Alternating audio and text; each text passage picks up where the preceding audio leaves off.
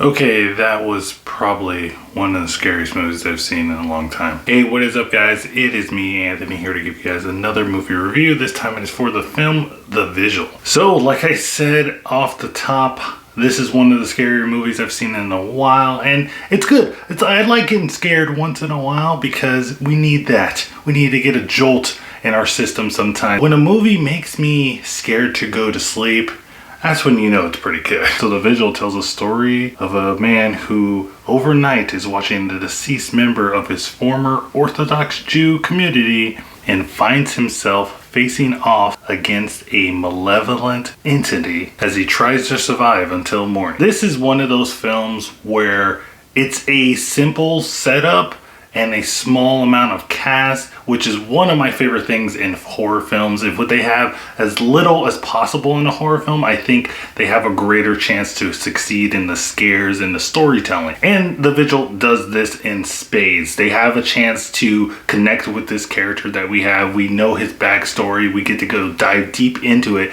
And this movie's not that long either. It's like an hour and 30 minutes. And I'm always amazed when horror films in particular can do this kind of thing with movies. Just give us so much information about a character just by not even telling us, not even just by dialogue, just by flashback, little tidbits here and there. It just creates this giant backstory. And just with the side characters as well. There's a character in here, a rabbi. You don't know pretty much anything about him. You just know he has a history with the lead character. But just those brief interactions that they have, you can tell a whole bunch about this rabbi. And that's just one of the things that I really loved about this film. Just the fact that they are able to give us so much information for all these characters in a short amount of time. And I gotta say, I love watching these kind of movies, these horror movies in particular, with that has to do with like people's different cultures or religions or stuff, because you learn a lot about different people and different cultures. And I didn't know that they do this kind of visual or overwatching of a deceased person to make sure that demons don't go into their body. That's creepy to me. That's also cool at the same time. And I just love when movies get to show that aspect of real life history or real life culture and put it into a horror film, put a genre in with it. And I think this is really cool. But you want to know if this is scary? I already told you that this is one of the creepiest movies I've seen. And I had a hard time going to sleep because I was thinking about the monster, the demon in this movie. And you know, when you have a horror film, you gotta have a good monster, a good villain, something to scare some people. And the demon in this film is called the Mazik. And I think that's like the creepiest name that I've ever heard. Like, I'm thinking of Conjuring demons' names. You know, we had Valak. You know, names like that just really stick with you. And it just even creates more mystery and creepiness. And the design of the demon itself is also creepy. It has like a twisted head. And it walks. Anytime, this is what gets me in movies. When like monsters start going like this. I know it's kind of cheesy. But to me, it just creeps me out. Because, you know, if you saw that in real life, you would be like, nah, I'm cool with that. Another aspect of the film that I thought was really well done was the score. You know me, I don't really get into the old technical part of movies that much.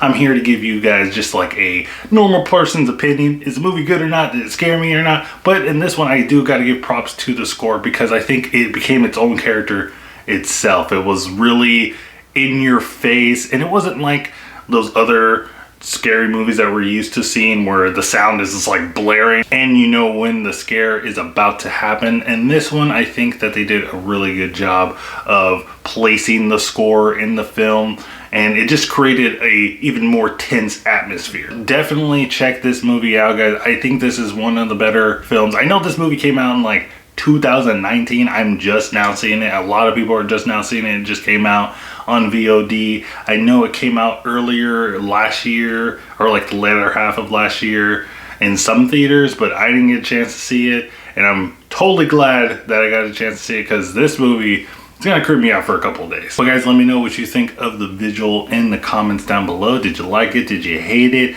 Do you guys know about this whole watching over the dead bodies in the Jewish culture? If I have any like Jewish fans out there or people that know any Jewish people, do they do this? Is this a real thing? I mean, I didn't look that deep into it because I was scared, but let me know in the comments down below. Also guys, don't forget to check out my Twitter, and I have an Instagram, so if you want to go check that out, the link is either down below or somewhere on my YouTube page. Don't forget to check that out. Also, don't forget to like, subscribe, everything helps. And remember guys, keep watching movies.